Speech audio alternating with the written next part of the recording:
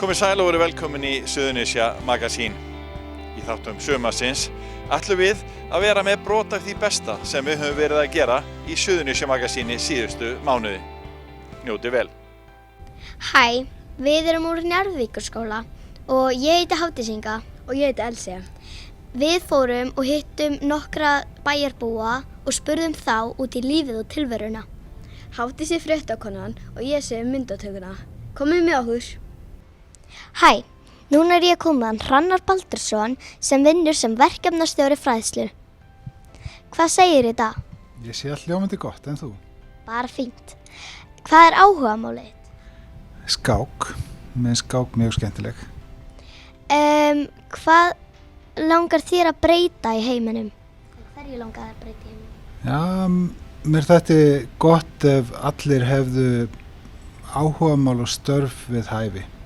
Allir getur gert eitthvað sem að þeim er skemmtilegt og gagnlegt og hjálpar fólkinu í kringu þau.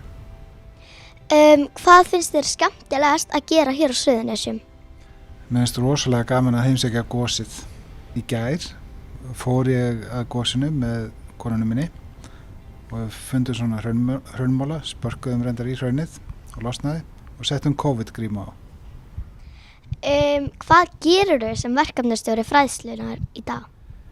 Ég skipulegg námskeið og námsleiðir, ræð leiðbeinendur til starfa og passa að námskeiðin fari vel fram, gæðin séu mikil og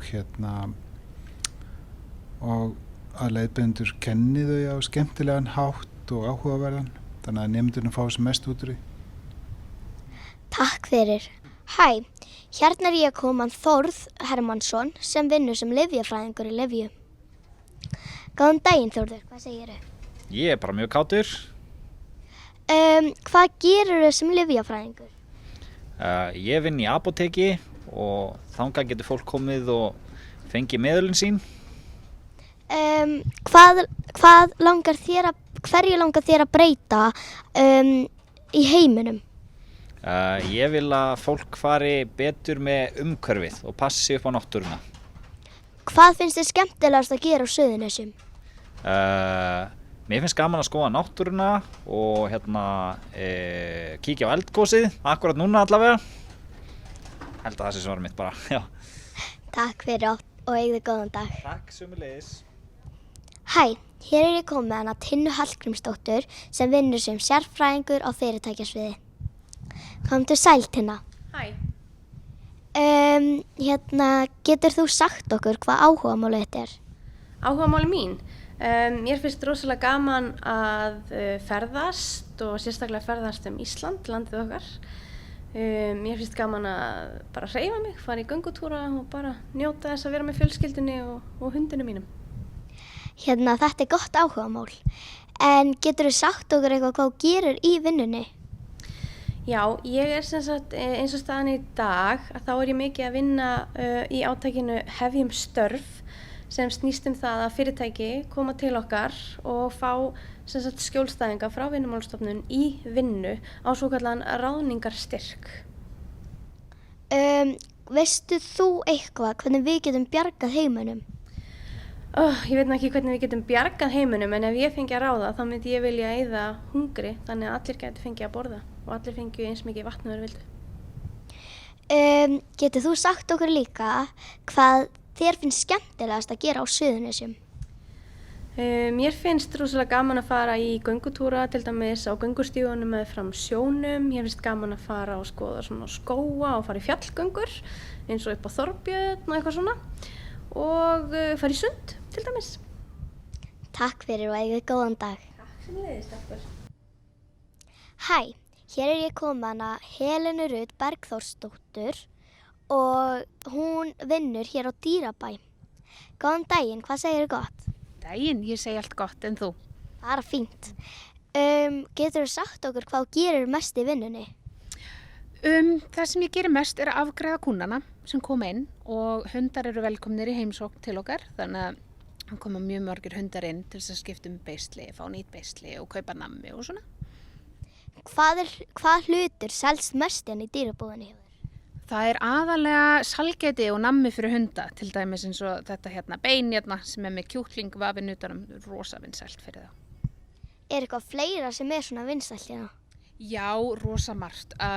Íslenskur fiskur eins og harðfiskur og svona rosalega vinsæll og róð. Það líka gott fyrir hundana. Þannig að við erum með helling af því bara á eiginlega öllu þessu nammi hérna. Þannig að alls konar litli bitar til að þjálfa, alls konar nag og síðan bara lúksusnammi þegar þau eru að vera góð. Hérna, takk fyrir að koma hingað í viðtal hjá okkur og eigið góðan dag. Hvernig datt ykkur þetta í hug? Við áttum eiginlega ekkert að gera og við fórum í svona pennaleik. Það þannig að þú veist, við erum með penna. Við snýjum hann svona og hann lendir á Elsi, þá hún að mana mig að gera eitthvað. Hún manaði mig að taka mikrofónum minn heima og spurja 2 fólk að taka svona í viðtal hún myndi taka upp. Og ég gerði það og okkur fannst það bara svona skemmtilegt. Þannig að við fórum að halda áfram og fórum út um allt bæjarfélagið. Fórum svo hingað og sýndum ykkur þetta og það endaði svona vel. Já. Fagradalsfjall, You're So Pretty nýtt lag með Elísu Newman Geirsdóttur.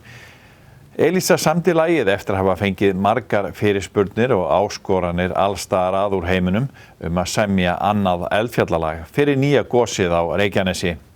Lagið samið til að létta lund og koma með smá gleði inn í þetta annars hressandi vor. Sem sagt, sjálfstætt framhald af laginu Eyjafjallajökull og samið á 10 mínútum eins og það, segir Elísa. Gjörðu svo vel.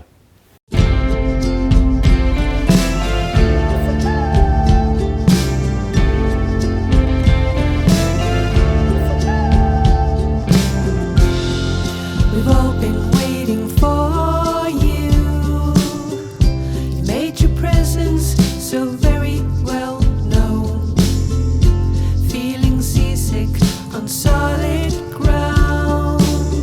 3 weeks of shaking and now you've stirred. 3 weeks of shaking and now you've stirred. Paradise, yeah,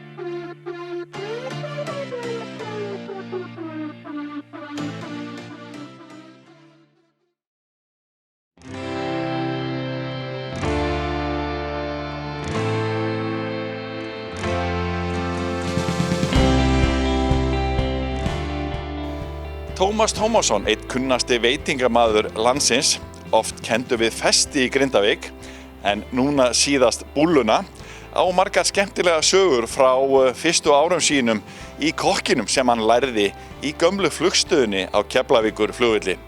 Við hittum Tóma og hann hefur frá ýmsu að segja. Jæja Tómas, þið opnuðu búlluna hérna, já, einn svona frægasta hamborgarstað landsins í Reykjanesbæ og það nú alveg við hæfi að við spyrjum þig hérna Suðurnesja Magazín úti, já, þú ert með mikið af tengingum við Suðurnesjin bara frá því þú varst ungur maður. Hvar byrjaði þetta? Já, fyrstu kynni mín á Suðurnesjunum, það var þegar ég var að vinna fyrir Íslenska alverktaka þegar vegurinn var gerður hérna 1965. Keflavíkurvegurinn? Keflavíkurvegurinn, vinna upp á velli sko, já. Þar byrjaði tengingin og þá fór maður í krossin sko helgar, sælla minningar. Og hvað varstu að gera hjá IFF, Íslenskum alverktaka? Ég var að vinna það var að vera að byggja slökkvistöðvar á sama tíma. En bróðurparturinn af strákunum var að vinna í veginu því það var svona stóra verkefnið, en fullt að ske.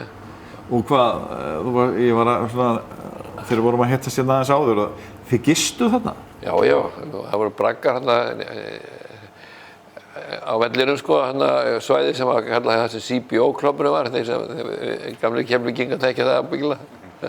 Það voru svona 6 fermetra herbyggi sem strákarnir fengu og þar vorum við meðan á vinnunni stóð. Já. Gott kaup? Það man ég ekki. Nei, góð tími. Bara svona hefðbundna verkamannakaup, já. Það var unnið sko hérna svona dagvinna og eftirvinna. Já. Þetta var svona algengt þá. En hvað? Svo kom ég sko aftur 1967 og þá byrjaði ég að læra að vera kokkur upp á Keflavíkurflugvelli. Já, upp á flugstöð, gömlu flugstöðinni, hjá loftleiðum. Í teríunni sem ég veit að margir mun eftir. Og hérna í flugvélamatnum og því öllu. Svo fór maður á klúbbana á kvöldinu helgar. Já, fyrst bjór. Þá voru sko böll á miðvikudögum, föstudögum, laugardögum og sunnudögum. Það var alveg bara ævintýri sko. Og var það Rúni Júl og félagar? Já. Allir Keflvíkingarnir? Það voru hljómsveitir í öllum klúbbornum. Já. En talandi gömlu flugstöðina, af því að þetta tengist náttúrulega Suðurnesjum gríðarlega mikið þessi flugstöð, allir þessi fjöldi sem vinnur þarna og mjög margir sem að muna eftir gömlu flugstöðinni. Já. Hvernig var svona andinn? Hvað, þið voru að búið til flugvélamat og þannig að voru flugáhafnirnar að koma í morgunmat til ykkar? Sko við unnum að 4 daga vöktum og það var 12 tíma vaktir, það var ýmist unnið á daginn eða á nóttinni og þegar við vorum í vinnunni þessar 4 daga sem að vaktin stóði yfir, þá bjuggum við upp á flugstöð, fengum bara herbyggi, voru yfirleitt 2 eða 3 í hverju herbyggi og þarna voru sko allir starfsmenn loftleiða, hluti af fríhöfninni, hluti af veðurstofunni, hluti af Flugfélag Íslands. Þetta var bara fjölskylda sko.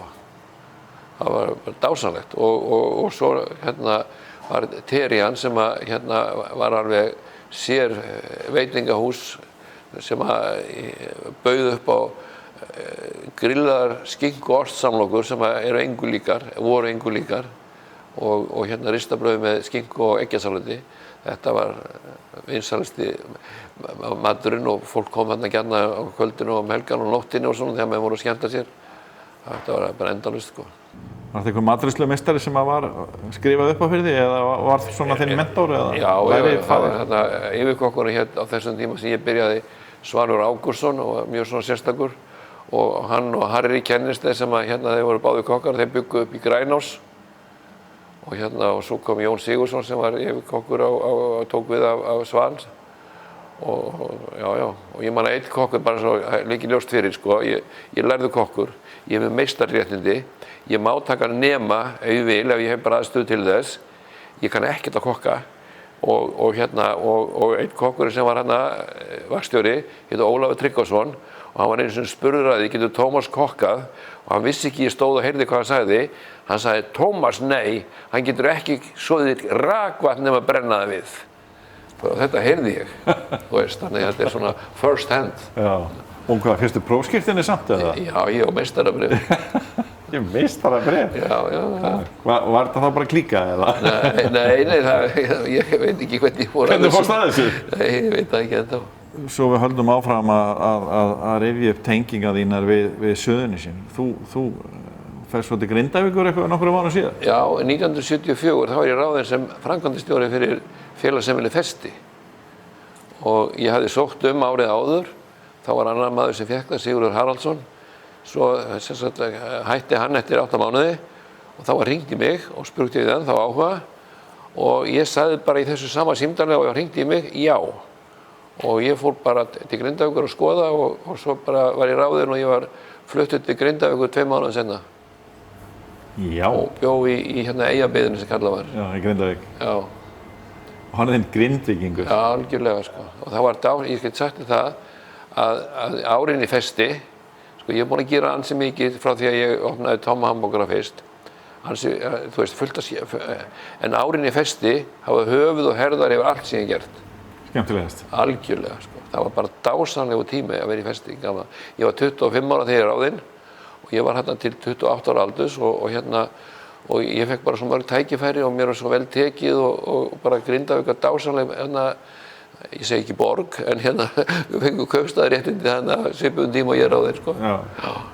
Og hvernig var starfsemin í Festi? Þetta var náttúrulega þekktari ballstöðum landsins. Það voru sveitaböll sem kvöldum voru. Það var náttúrulega hálfgerðir hljómleikar á hverjum laugardegi, einstaka sinnum á föstudögum sem heppnaðist ekki mjög vel, þannig að laugardagarnir voru bestir. Svo var bingo á miðvikudögum og svo byrjaði með bíó og það var 3 í viku og svo voru alltaf einhverju fundir, lægjansfundir eða eitthvað, Dale Carnegie námskeið eða brúðkaup eða eitthvað, skilur, það var alltaf eitthvað skeið í félagsheimilinu, sko. Já. Og böllin á laugardögum, manstu eftir einhverju skemmtilegu, voru þó vel sótt, fullt á rútum? Já, algjörlega, sko. Ég man að fyrsta ballið sem ég hélt, þá var hljómsveitin heitt Stuðratríóið. Það kom 231, ég man það mjög vel. Næsta helgi þar á eftir voru Haukarnir sem var svona topp, kallað brennivínsband. Það var 482 á því balli. Svo komu Hljómarnir, þriðju helgina, og svo bara spann þetta upp á sig að þeir voru alltaf einu sinni í mánuði, Haukarnir, Hljómarnir, Júdas, hljómsveit Þorsteins Guðmundssonar og svo ein hljómsveit svona Pelikan og einhverju fleiri sem komu með. Og Paradís, Pétur Kristjánsson sem er látinn núna, hann var uppalega í Pelikan en fór svo í Paradís og hann var þarna, þetta var engu líkt að standa í þessu, sko. Ég fílaði mig svo popstjörnu þegar ég fekk að vera með og allt í einu var ég man eftir því að ég var búinn að vera svona ár í Festi, þá allt í einu heyrði ég það einhvers inn í bæ að ég var kallað Tommi Festi og það festist við mig og þegar ég kenndi Grindavíkur í dag fullt af fólki sem mann ennþá heitir Tomma í Festi og það eru 40 ár síðan, það er ótrúlegt. Ég elska Grindavík. Já. En hvernig var þetta þarna, ég meina, var verið að selja áfengi innandyra eða? Nei, það var ekki þannig. Það var bara góðstrykkir. Það var rándýrt að fara inn.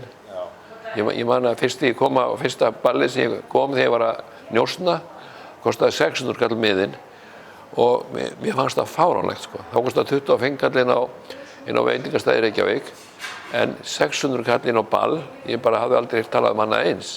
Ég var ekki búinn að vera nema rúma mánuð, þá var ég búinn að hækka upp í 700. Já. Þannig að svona breytist nú afstæðan fljótlega, sko.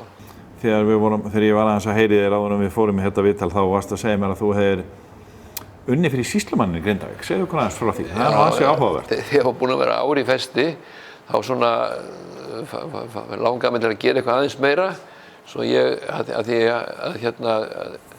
Það er tími við daginn? Já, á þeim tíma þá var sýsluskrifstofan opin 1 dag í viku og hún var í Festi. Þannig ég kynntist fulltrúum fógita. Og svo stóð til að það opnuðu nýja lögreglustöð og á lögreglustöðinni þá átti að vera og var sýsluskrifstofa sem var opinn hálfan daginn og ég sótti það og ég fór í þjálfun hérna hjá Jóni Eysteins. Jóni Eysteinsinni, sýslumanni og bæjarhókinda og svo opnuðum við hérna sem sagt skrifstofuna í Grindavík og ég var þar fulltrúi, eini fulltrúinn og hérna sá allt, gaf út passa, rukkaði þinggjöldin, gaf út öll svona skírteini sem þurfti að gera og ég þinglýsti líka sem að raunverulega, þú veist, að nafnum til þá komu fulltrúarnir og skoðu hvort ég ekki gert rétt en það var bara nafnum til og ná allt annað þá gaf ég oft út vígvendingarleyfi á félagsefni.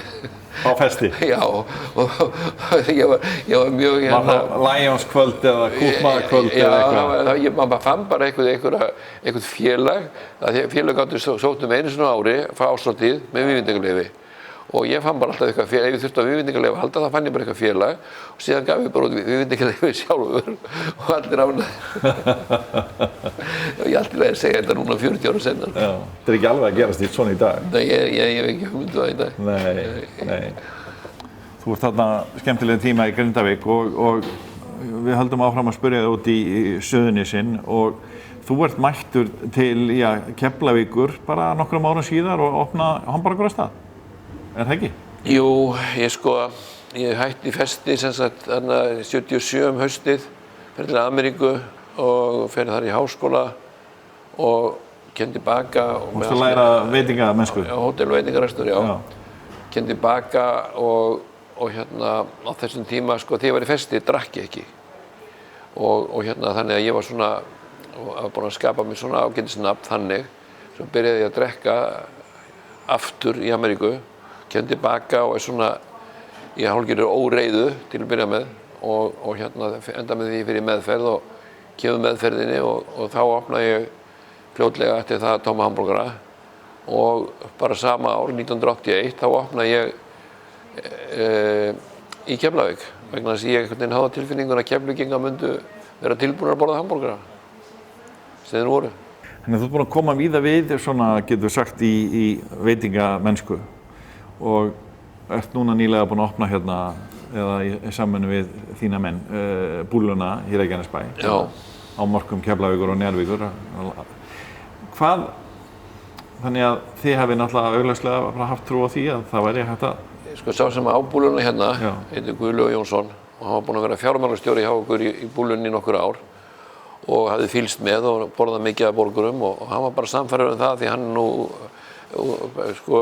hann fæddur í Grindavík en ættaður bæði úr Keflavík og Grindavík og hann var bara sannfærður það að hann vildi opna búllu hér og við sem ok, ef við tilbúinir það þá erum við tilbúinir. Þannig að hérna hann opnaði hérna í COVID, já, við varum litið að hafa það og það bara hefur gengið lyginni líkast. Já. Hvað svona, lykillinn af þessum hamborgara sem þið eru að búa til? Hvaða leyndamál ertu með þarna? Það mjög margir sammála því að það sé besti borgari, eitt sá besti. Þakka þér fyrir það. Þú getur fengið mjög góða borgara mjög víða í dag. En okkar leyndamál, ef leyndamál skildi kalla, það bara það sem að hérna lagði af stað með strax í upphafi. Það eru gæði, góð þjónusta og stöðugleiki. Þetta eru þrír svona þýðingarverstu póstarnir í rekstrinum og við höfum alltaf verið með UN1 nautakjöt sem ungneyti, fyrsti flokkur og sem á þessum tímum sem við opnum okkar fyrsta stað í tómaborgara þá voru menn að nota kákjöt sem kýrkjöt en ég byrjaði að nota þetta ungneytakjöt og hafa 20% fitu af því að bragðið kemur úr fitunni. Ef það er ekki fita, þá getur einu sinni kom maður til mér og sagði við mig ég skal selja ódýra hamborgara, ég nota bara hrossakjöt og set nautafitu saman við það og þá veit engin neitt. En skilur þannig að bragðið úr fitunni og þess vegna verður þetta að vera bæði til að fá mýktina og góða bragðið, þá höfum við 20% fitu. Og svo bara ferskt brauð, nýtt brauð daglega og þetta mjög einfalt Leyndamálið vel ekki neitt, bara hugsa vel þetta og svo ást og umhyggja. Það leyndamálið. Serve all, love all. Leið og þökkum fyrir áhorfið viljum við minna á að við erum að gefa út Héraðsfréttablaðið Víkurfréttir sem er dreift frítt á netinu og kemur líka í pappír og er dreift frítt öll Suðurnesin. Við erum að skrifa nýjar fréttir á vaff.is og sömuleiðis nýjar golffréttir alla daga ársins. Þennan þátt og eldri þætti getið þið séð á Víkurfréttavefnum. Það er ágætt að koma inn úr sumrinu og kíkja á eitthvað skemmtilegt efni frá síðustu vikum.